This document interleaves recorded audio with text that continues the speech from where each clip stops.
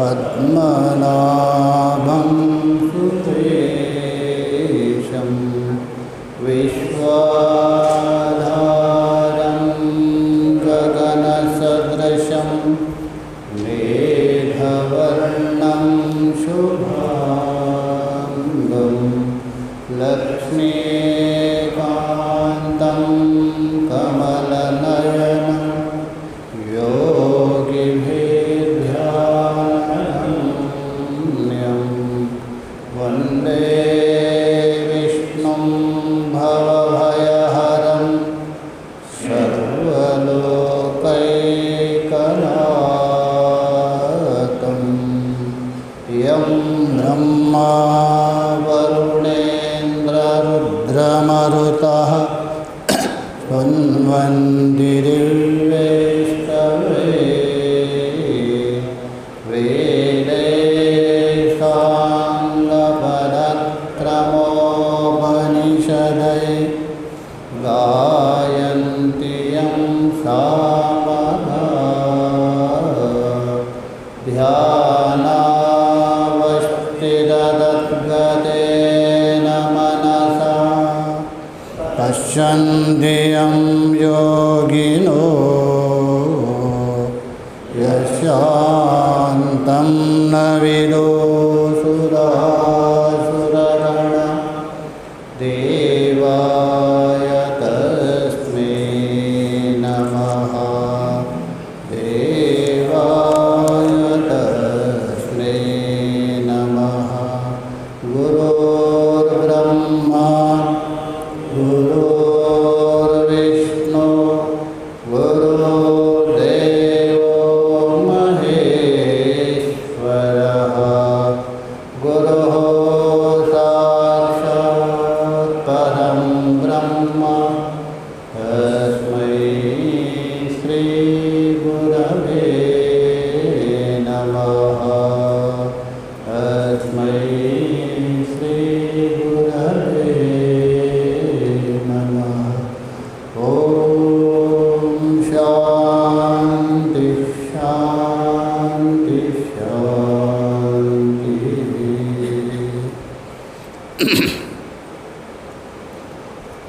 भगवान के असीम कृपा से और माँ गंगा के अत्यधिक कृपा से उनके निकट में जो महावाक्य है तत्वमसि, उसको ही विचार करने वाले, एकत्व करने वाले, तो तीसरा षटक,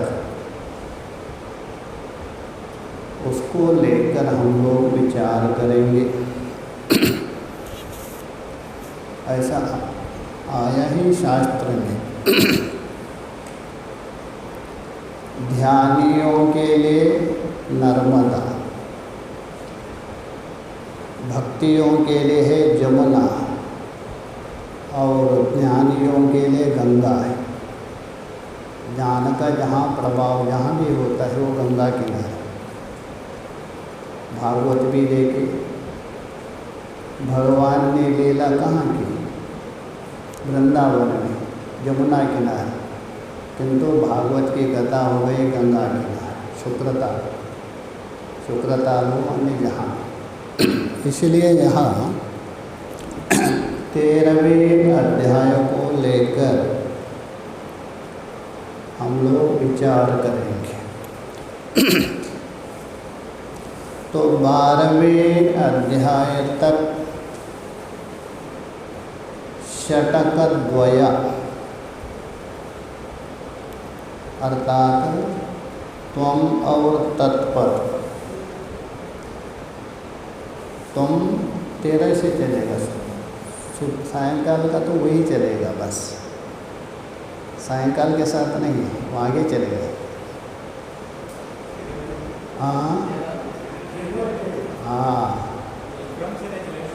क्रम से नहीं बोलेगा, आगे से वो उसी क्रम से चलेगा या इसी क्रम से चलेगा। इसका क्रम अलग है। तो पहले त्वम पद का शोधन हुआ 6वें अध्याय तक, और तत्पद का शोधन तो सायंकाल सत्र में सुन रहे हैं। उसके बाद एक, क्योंकि कुछ संतों का यह आगे से चला ये करके, ऐसा महाराज ने बोल दिया, आगे से ही बोल दिया था, कहाँ से नहीं बताया था, दोनों को मैचिंग हो गया। और कुछ ने बोल तो एकत्व, ठीक है लगा, ठीक है। तो यहाँ दोनों को एकत्व करना है। 12वें अध्याय तक तत्पद का शोधन हो जाता है, उपासना है, निरूपण हो जाता है। ऐसा तो ये प्रकरण अलग ही है, ऐसा कोई नहीं, कोई संबंध नहीं विशेष के साथ, पूर्व के साथ एकत्व करना है ना। अभी देखिए यहाँ साधक है, जिज्ञासु है, उनकी जिज्ञासा होनी चाहिए। 13वां अध्याय है क्षेत्रज्ञ अध्याय। क्षेत्रज्ञ कौन है? तुम ही। तो तुम पद है उसको ही क्षेत्रज्ञ बताएंगे। तो यहाँ भी प्रारंभ हो रहे, वहाँ से क्यों? ये जिज्ञासा हो सकती है, होनी भी चाहिए। अच्छा, ये सारा शास्त्र का उपदेश है किसके लिए? तत् के लिए कि तुम के लिए? ईश्वर के लिए उपदेश कर रहे हैं अथवा जीव के लिए? जीव के लिए ना। अच्छा, महावाक्य भी देखिए, तत्वमसि, वहाँ असी जो है क्रिया मानते हैं, मान भी लेते, असी है कौशल का है, प्रथमा है, मध्यमा है, उत्तम पुरुष है, मध्यम पुरुष, इसलिए तत् असी नहीं बनेगा वहाँ, तत् अस्ति, अहम अस्मि, तो इसलिए तुम असी, तुम के साथ उसका अन्वय है, तुम असी, इसलिए तुमको उपदेश कर रहे हैं वहाँ। श्वेत केतु को उपदेश कर रहे हैं ना, वहाँ तत् के साथ असी का अन्वय बनेगा नहीं, आप तो व्याकरण पढ़ेगी। तुम के साथ, तुम असी, तुम हो, जिज्ञासा होती, तुम क्या है? तत्। तो जिज्ञासा होने के बाद वहाँ तत् आक्षेप से आता है, अतः ये तत् को उपदेश नहीं है, तत् की उपदेश नहीं, ईश्वर को थोड़ा उपदेश है, वहाँ तो तत् अस्ति होना चाहिए। अतः जीव को उपदेश रहे, अरे श्वेत केतु जीव, तुम परमात्मा स्वरूप हो, इसीलिए हम तुम पद को दोबारा शोधित करने के बाद दोबारा एकत्व करना है ना, उसके लिए। देखिए भूमिका में कुछ बता रहे हैं भगवान भाष्यकार जी। 13वें अध्याय की भूमिका। 7वें अध्याय देखिए, उसका और उसका बिल्कुल मैचिंग हो रहा है। 7वां अध्याय विचार कर रहे हैं, उसमें सूचिते, 7वें अध्याय में सूचिते द्वे प्रकृति, 7वें अध्याय में 2 प्रकृति निरूपण किया, एक जड़ात्मक अपर प्रकृति और चेतनात्मक पर प्रकृति। अच्छा, वो प्रकृति स्वतंत्र है? नहीं नहीं, स्वतंत्र नहीं है, इसलिए हम बता रहे ईश्वरस्य। देखिए यहाँ भाष्यकार जी ईश्वरस्य शब्द के द्वारा ये बता रहे, ये साधक, ये 2 प्रकृति स्वतंत्र नहीं है, ईश्वर के, ईश्वर अधीन है। तो ईश्वरस्य शब्द के द्वारा ये संकेत कर रहे, ये स्वतंत्र नहीं है। कौन? 2 प्रकृति, ईश्वर स्वतंत्र, ईश्वर का नाम है। कर्तुम अकर्तुम अन्यथा कर्तुम समर्थ स ईश्वर। कर भी सकता है, नहीं भी कर सकता है, उल्टा भी कर सकता है, वही ईश्वर है। मार भी सकता है, जला भी, वो ईश्वर, वो स्वतंत्र है, बाकी कोई स्वतंत्र नहीं। इसलिए बोले ईश्वरस्य, अतः ईश्वर की दो प्रकृतियाँ हैं। ये कहाँ बताया? जहाँ तत्पद का विचार कर रहे थे 7वें अध्याय में, वहाँ बताया त्रिगुणात्मिका। और वो प्रकृति कैसी है? त्रिगुणात्मिका, सत्वगुण, रजोगुण, तमोगुण। अच्छा, त्रिगुणात्मिका दोनों हैं अथवा एक प्रकृति? दो प्रकृति बताया था ना। दोनों त्रिगुणात्मिका है अथवा एक है? तो भाष्यकार स्पष्ट कर रहे हैं, नहीं, एक है। अष्टदा भिन्ना अपरा संसार हेतुत्वात्, एक त्रिगुणात्मिका है। अष्टदा भिन्न, 8 प्रकार से विभक्त। भिन्ना शब्द का अर्थ है विभक्त। भिदली धातु से ता प्रत्यय किया है। कृतक्तवतु से ता प्रत्यय हो गया। और एक सूत्र आता है रधाभ्याम निष्ठतो, इस सूत्र के द्वारा दा को ना करता है, दोनों को।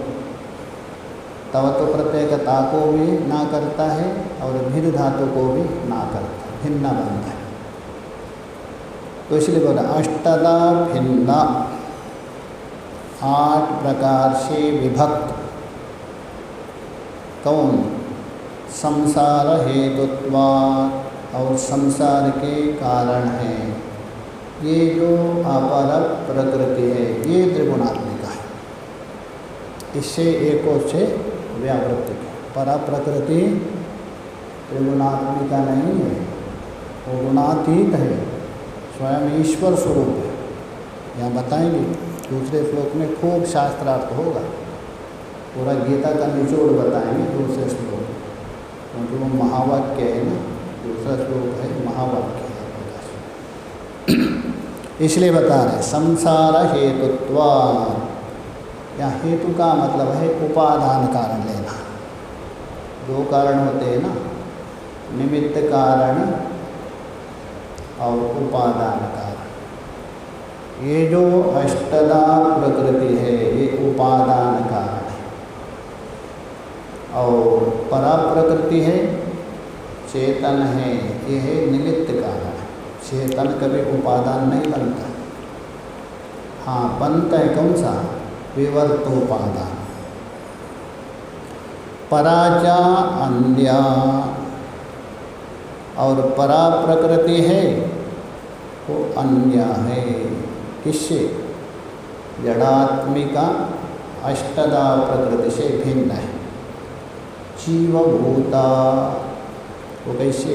जीवभूता, जीवभूता बोलो जीव स्वरूप। यह भूत का मतलब स्वरूप लेना। उसी का अर्थ कर रहे क्षेत्रज्ञ लक्षणा। जीवभूत का अर्थ हो गया क्षेत्रज्ञ लक्षण। क्षेत्रज्ञ लक्षणा मतलब यहाँ लक्षण का अर्थ स्वरूप लेना। क्षेत्रज्ञ स्वरूप, लक्षणत्वम अत्र स्वरूपत्वम, स्वरूपत्व। ईश्वरात्मिका,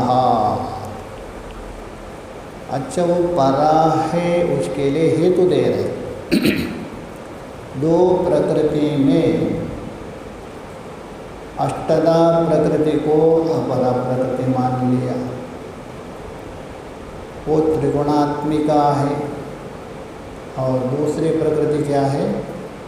त्रिगुणात्मिका नहीं है, वो परा है। परा का मतलब श्रेष्ठ। उसके लिए हेतु दे रहे ईश्वरात्मिका। ईश्वरात्मिका मतलब वो ईश्वर स्वरूप है, इसलिए परा है। परा के लिए हेतु दे रहे।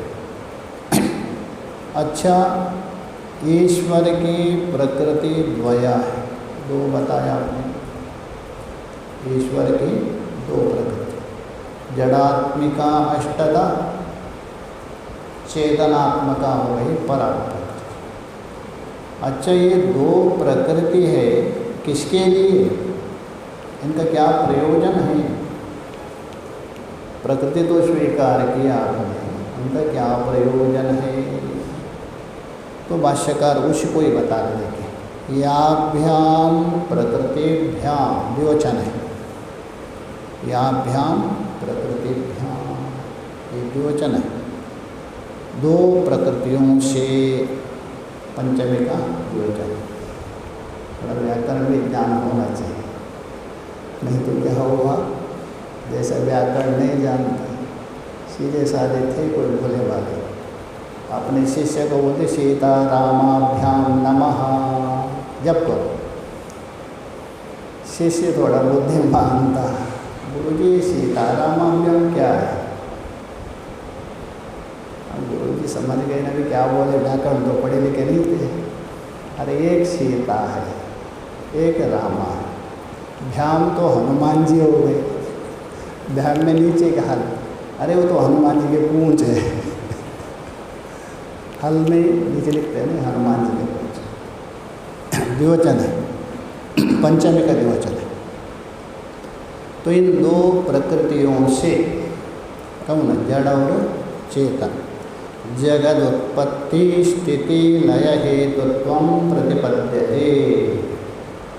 जगत की उत्पत्ति, जगत की स्थिति और जगत का लय, उसका कारण बता रहे कौन, भगवान। कहाँ, 7वें अध्याय में। प्रतिपद्यते बोल तो इससे सिद्ध होता है, कारण होता है। तत्र क्षेत्र क्षेत्रज्ञ लक्षण प्रकृतिद्वया निरूपणद्वारेण। तत्र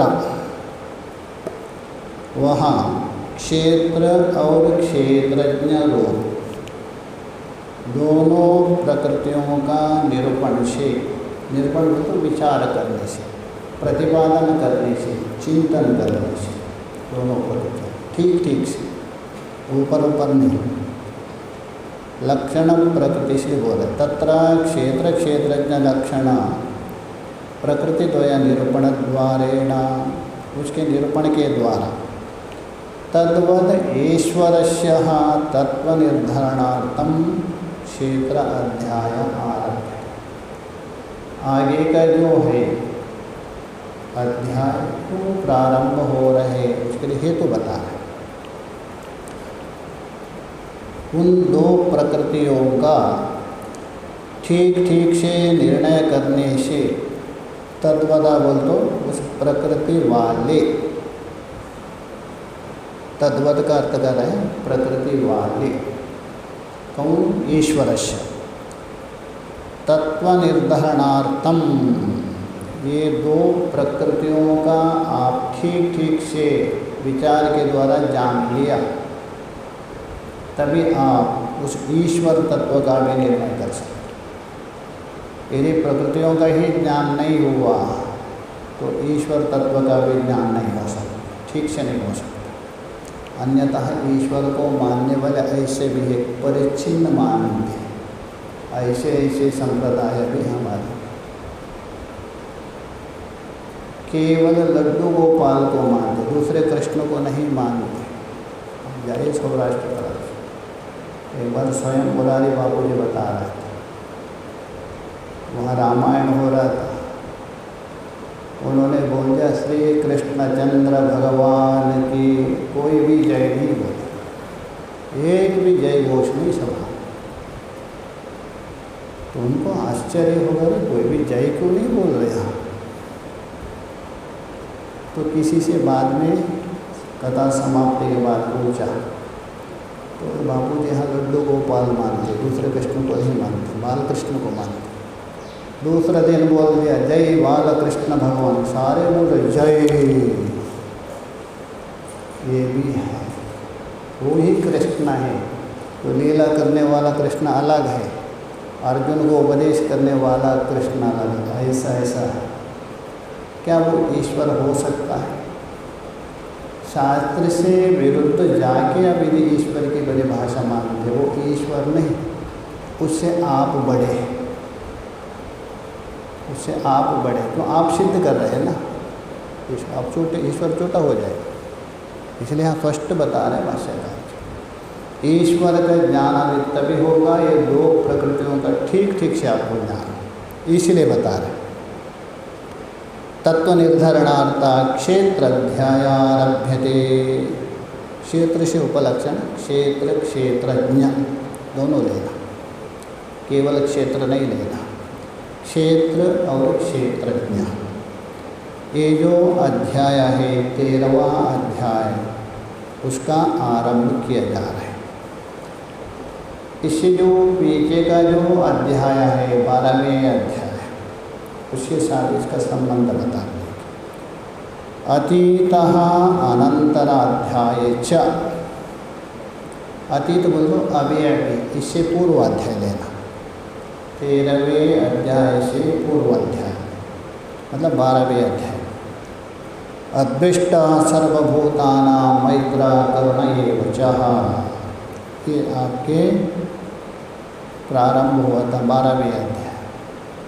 कहाँ से? 13वें श्लोक से लेकर 13वां श्लोक है वहाँ से, इत्यादि ना, आदि से लेकर यावद अध्याय परिसमाप्ति। ये तो धर्म्यामृतमिदं यथोक्तं पर्युपासते, ये 20वां श्लोक है अध्याय समाप्ति तक। देखिए प्रारंभ कहाँ से हुआ? 12वां अध्याय 13 से प्रारंभ हुआ ना, समाप्ति कौन? 20वें श्लोक में, ये तो धर्म्यामृतम। अब एक धर्म्यामृतम शब्द आया क्या नहीं वहाँ 20वें श्लोक में, इसलिए इसको बोलते हैं अमृताष्टक। 13वें श्लोक से लेकर 20वें श्लोक तक इसका 12वें अध्याय का, इसमें अमृत शब्द पड़ा है, इसलिए अमृताष्टक है। क्यों अमृताष्टक? अमृत कौन है? अमृत एक ही तत्व है परमात्मा, बाकी सब मृत है। मृत का मतलब है षड भाव विकार से युक्त, जायते अस्ति वर्तते वर्तते। षड भाव जिसमें है वो मृत है, और षड भाव जिसमें नहीं है वो अमृत है। तो एक परमात्मा है, इसलिए अद्विष्ट सर्वभूतानां से यहाँ तक वो परमात्मा को प्राप्त हुआ ज्ञानी का लक्षण बता दिया। परमात्मा का तो नहीं है, किंतु परमात्मा के साथ अभिन्न जो ज्ञानी है उसका लक्षण है। 12वें अध्याय में अर्जुन ने 2 प्रश्न किया था वहाँ, सगुणोपासक और अक्षर ब्रह्म का उपासक। सगुणोपासक मतलब 11वें अध्याय में जो बताया था ना विश्वरूप दर्शन, उसका उपासक, और निर्गुण उपासक बोलता अक्षर ब्रह्म उपासक। इनमें दोनों से श्रेष्ठ कौन है, ये प्रश्न था 12वें अध्याय। तो भगवान ने बताते बताते पहले सगुण का बता दिया, उसके बाद निर्गुण उपासक का लक्षण बता दिया 12वें अध्याय के 13वें श्लोक से। अभी देखिए यहाँ विचारकों ने, चिंतकों ने ये जो 12वें अध्याय के 13वें श्लोक से ज्ञानी का क्या है? लक्षण है। साधक के लिए उसके लिए लक्षण नहीं है, साधक के लिए साधना है। ज्ञानी की साधना नहीं होती है, ज्ञानी का लक्षण है, साधक के लिए वो साधना हो जाती है। दोनों माना विचार, उसको संकेत कर देखिए। यावत अध्याय परिसमाप्ति, 12वें अध्याय समाप्ति तक, तावत तब तक, तत्वज्ञानीनां सन्यासीनां, जो तत्वज्ञानी, भाष्यकार ने एक विशेषण दिया है, केवल सन्यासी नहीं, उदर निमित्तम बहुकृतवेश, इसलिए तत्वज्ञानी विशेषण दिया है। जो तत्वविद सन्यासी है उनका निष्ठा, तत्वज्ञानी सन्यासियों की निष्ठा। निष्ठा का अर्थ कर रहे देखिए, यतः ते वर्तन्ते इति एतत्। निष्ठा का अर्थ कर रहे हैं वे जिस प्रकार वर्ताव करते हैं, इनका व्यवहार कैसा है, उसका आचार विचार कैसा है, ये सब यही निष्ठा है। यथा ते वर्तन्ते अर्थात वे जिस प्रकार वर्ताव करते हैं सो कहा गया। कहाँ? 12वें अध्याय के 13वें श्लोक से लेकर 20 श्लोक तक। इति उक्तम् केन पुनः ते तत्वज्ञानेन युक्तः यतोक्तधर्माचरणात् भगवतः प्रिय भवन्ति इति एवमर्थः स अयम् अध्याय आरभ्यते। अभी इस अध्याय के साथ संबंध जोड़ना है। तो केन पुनः, केना बोल तो कौन से, ते तत्वज्ञानेन, कौन से तत्वज्ञान से युक्त होकर। देखिए यहाँ प्रश्न हो रहे कौन सा तत्वज्ञान, इसका मतलब तत्वज्ञान भी अलग अलग है। एक तो ठीक ठीक से जानना भी क्या है, यथार्थ ज्ञान माना जाता है। ठीक ठीक से जो जानते, जिस वस्तु को जैसा जानते वो भी तत्वज्ञानी है। जैसे घट को घट रूप से जान रहे, मिथ्या रूप से जान रहे, वो भी क्या है, यथार्थ ज्ञान है। घट को सत्य रूप से जानना अतत्व ज्ञान है। इसलिए हम प्रश्न उठा रहे हैं, अच्छा कौन से तत्वज्ञान से? कुछ जो तत्वज्ञान है अपेक्षाकृत, पूर्ण रूपेण नहीं। जैसा स्वर्ग को क्या बताया, अमृत बताया, उन्होंने सोमपान किया और अमर हो गया। अब देखिए वहाँ स्वर्ग को अमृतत्व बताया है, वो अपेक्षाकृत। वैसा ही संसार में जो अलग अलग यथार्थ ज्ञान हो रहे हैं वो अपेक्षाकृत है। उसको प्रश्न कर रहे हैं कौन सा तत्वज्ञान से युक्त। यथोक्त धर्माचरणात्, पीछे बताए हुए जो धर्म है अद्विष्टाच, इन धर्मों का आचरण करते हुए भगवतः प्रिय भवन्ति, अर्थात भगवान के वो प्यारे होते हैं। देखिए भगवान के प्यारे कौन है? जो भगवान का साथ अभिन्न होते, वही 7वें अध्याय में बताएंगे। ज्ञानी नष्टुतो आत्मा एव च, वही सबसे प्रिय होते हैं, दूसरे नहीं। तो इसलिए वो भगवान के प्रिय होते। इति एवं अर्थम, इसी अर्थ को अयम अध्याय आरभ्यते, ये 13वां अध्याय आरंभ हो रहे। प्रकृति चह त्रिगुणात्मिका, ये जो प्रकृति है अथवा माया कहे, प्रकृति का नाम ही माया। सांख्य उसको प्रकृति कहते हैं, वेदांत इसको माया अथवा अविद्या कहते हैं। वो त्रिगुणात्मिका है। सर्व कार्य कर्ण विषयाकारेण परिणतः, वही जो प्रकृति समस्त कार्य और कर्ण बोल तो इंद्रिया, संपूर्ण शरीर रूप से वही परिणत हो गया। कार्य शब्द से लेना शरीर और कर्ण शब्द से लेना इंद्रिया, चाहे तो शरीर रूप में परिणत हो अथवा अलग अलग इंद्रिय रूप से परिणत है, एक प्रकृति है। तो ये बोल रहे सर्व कार्य कारण विषयाकारेण परिणतः का प्रकृति।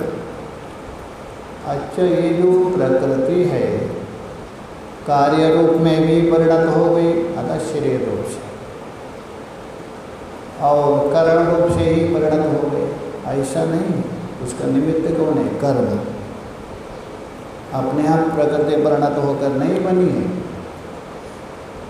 कर्मों को निमित्त बनाकर वही जो प्रकृति, ये शरीर भी बन गया और इंद्रिय भी बन गए दोनों।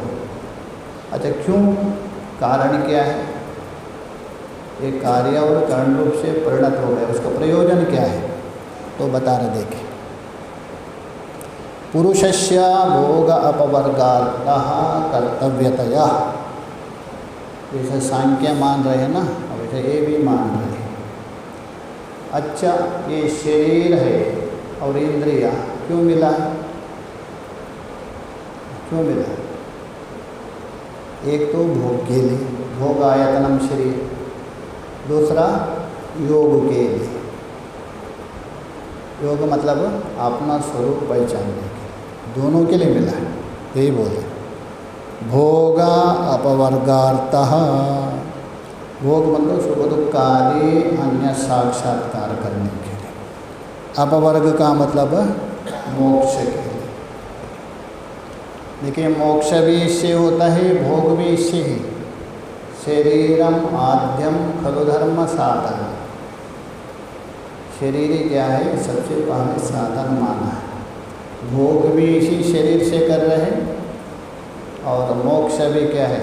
इसी शरीर से। इसी मतलब यही नहीं, मनुष्य शरीर से, इसी में भी हो सकता है अथवा आगे मनुष्य शरीर से होता है। तो इसका मतलब ये शरीर प्राप्त हुआ प्रकृति का परिणाम है। तो प्रकृति का परिणामात्मक ये शरीर और इंद्रिय का दो प्रयोजन है। एक तो जन्म जन्मांतर में किया हुआ भोग भोगने के लिए, आगे भोग ना भोगे उस भोग को समाप्त करने के लिए, अतः मोक्ष के दो प्रयोग, दो ही प्रयोजन है। यही बता रहे।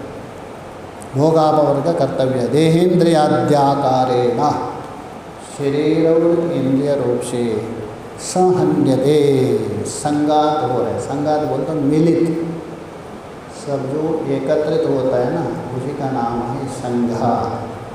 देखिए, शरीर में कितना तत्व है, ऐसा तो बहुत है।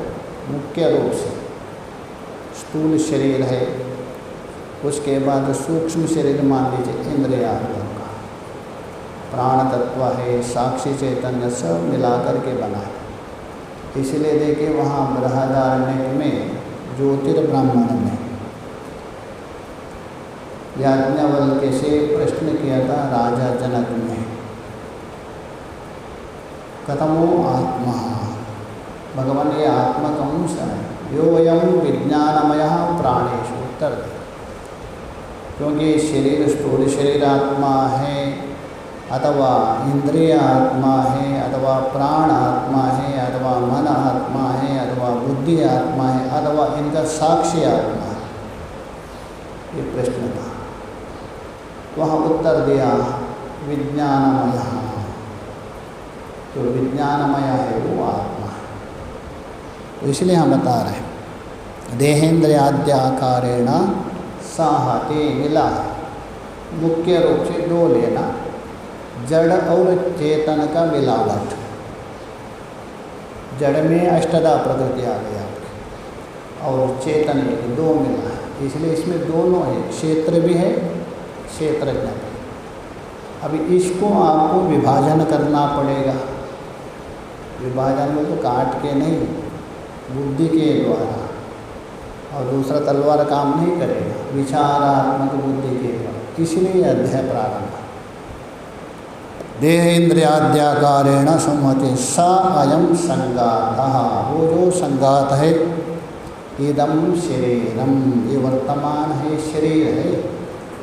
शीर्यते जीर्यते इति शरीरा, शरीर का नाम क्या है? शीर्यते जीर्यते, जीर्ण शीर्ण होता है, ये शरीर, ये शरीर है। इदम शरीरम तदेतत्, ये जो शरीर है उसी को ही भगवान बता रहे कि 13वें अध्याय में सबसे पहले शरीर का उल्लेख कर, शरीर में दो अंश को लेकर, पीछे बताया वो प्रकृति है ना, साथ में जड़ प्रकृति चेतन प्रकृति, दोनों मिल के बना है। इसलिए वहाँ अलग अलग थे, यहाँ एकत्र दिखा रहे। अब इससे पुनः आपको अलग करना है, इसलिए हम उतारा देखिए। श्री भगवानुवाच इदं शरीरं कौन्तेय क्षेत्रमित्यभिधीयते एतद्यो वेत्ति तं प्राहो क्षेत्रज्ञा इति तद्विदः। 13वें अध्याय को लेकर भगवान भाष्यकार ने खूब विचार किया है। इतना विचार अन्यत्र नहीं किया है, परंतु विशेष विचार किया। 13वें अध्याय में जो भी भाष्य है जहाँ जहाँ आया बहुत विस्तार किया, अन्यत्र की किंतु विशेष रूप से यहाँ किया। कारण है ये दोनों का संघात है ना, इसको अलग करना है ठीक से। जब तक इनको पृथक नहीं करेंगे आप, तब तक उस तत् के साथ एकत्व नहीं कर सकते। इसीलिए देखिए, इदम ये सर्वनाम शब्द है, प्रत्यक्षेण निर्देश कर इदम। इदम का मतलब इदम शरीरम, अतः इदम शरीरम का मतलब कौन है? इंद्रिया अंतकरण सहित जो भोगायतन है ये शरीर लेना, इदम शरीर। इंद्रिया अंतकरण सहित भोगायतनम इदम शरीरम। एक तो इंद्रिया है, अंतकरण है और भोग का आश्रय है। शरीर को कहते भोगायतनम शरीर, अथवा चेष्टाश्रयत्वं वा, चेष्टा का आश्रय हो अथवा भोग का आश्रय हो वो शरीर है। कहने का मतलब जीवात्मा तब तक भोग नहीं कर सकता। भोग करने के लिए शरीर आवश्यक है, बिना शरीर से भोग नहीं कर सकता। जैसा बिजली तो है आपके तार, किंतु बिजली को तार को ऐसा करने से प्रकाशित नहीं करेगा। प्रकाशित करने के लिए वहाँ आपको बल्ब लगाना पड़ेगा या ट्यूबलाइट, तभी जाके आपको प्रकाशित। वैसा ही भोग का संस्कार रहेगा सब किसमें? सूक्ष्म शरीर में संस्कार उसमें रहेगा, किंतु भोग करने के साधन है स्थूल शरीर में आरूढ़ होना पड़ता है, उसके बिना काम नहीं चल सकता। इसलिए बोलते इदं शरीरम कौन्तेय क्षेत्रम इति अभिधीयते। इसको क्षेत्र कहा दिया, खेत है ये। भगवान ने सबके लेके खेत दिया, छोटी सी खेत, इसमें आप जितना भी है तो छोटी खूब कमा सकते, इसमें जितना कमा सकते इतना कमा सकते, अन्यत्र कमा ही नहीं सकते, खूब कमा सकते। अभी देखिए यहाँ इदं शरीरम कौन्तेय क्षेत्रम इति अभिधीयते, ये वेष्टि को लेके बोल दिया। ये है वेष्टि, उपलक्षण लेना समष्टि। क्षेत्र आपका दो प्रकार का है। क्षेत्र का मतलब एक शब्द से भी कहा ना हो, क्षेत्र बोल दो यावत दृश्य पदार्थ, केवल शरीर मात्र नहीं लेना, यावत दृश्य पदार्थ है वो क्षेत्र है। अच्छा, दृश्य किसको कहते हैं? जो हम देखते वो नहीं, ऐसा नहीं तो गड़बड़ हो जाएगा। वायु और आकाश को कहाँ देख रहे? इसको देख रहे हैं क्या आप? इसलिए दृश्य का दृष्टि विषयत्वम दृश्यत्वम ये अर्थ नहीं करें। तो क्या है? ज्ञान विषयत्वम दृश्यत्वम ये अर्थ है। ज्ञान का जो विषय है वो दृश्य, उसमें देखिए सारे आ गए आपको। अविद्या तक दृश्य है, ज्ञान का विषय नहीं बनता है। ज्ञान का विषय नहीं बनता, बाकी सब ज्ञान का विषय, इसलिए सब दृश्य लेना यावत समष्टि। तो यहाँ वेष्टि बता रहे हैं। वेष्टि को भी आप तीन भाग में देख सकते हैं, स्थूल सूक्ष्म कारण। स्थूल हो गया अन्नमय कोश, सूक्ष्म हो गया कोशत्रय, प्राणमय, मनोमय, विज्ञानमय, और कारण हो गया आनंदमय। ये वेष्टि में भी 3 हो गया। ये बता रहे क्षेत्र में अभिधीय एतद्यो व्यक्ति, यो एतद व्यक्ति इस शरीर को अर्थात क्षेत्र को जानता है, उसका मालिक, शरीर को जानने वाला है ना, मालिक होता है। तो खेत है, खेत अपने आप रहेगी क्या? किसी न किसी मालिक की रहेगी। वैसे ही ये खेत है, इसका भी कोई ना कोई मालिक होगा, वही जानता है। एतद्यो वेत्ति,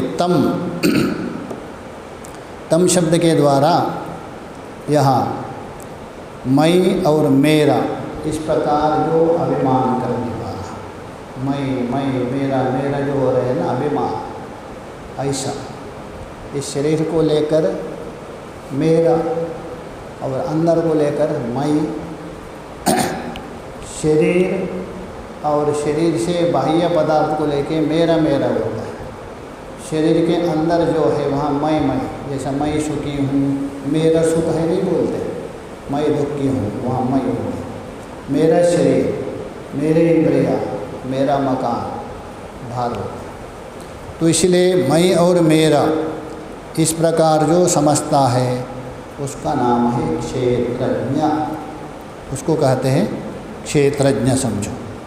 इति तो 2 बताए, एक क्षेत्र और क्षेत्रज्ञ, और उसको यदि विभाजन करेगा तो एक में 3 हो गए आपका क्षेत्र, एक बहुत मोटे, एक सूक्ष्म, एक कारण, और उसको जानने वाले भी 3 हो गए।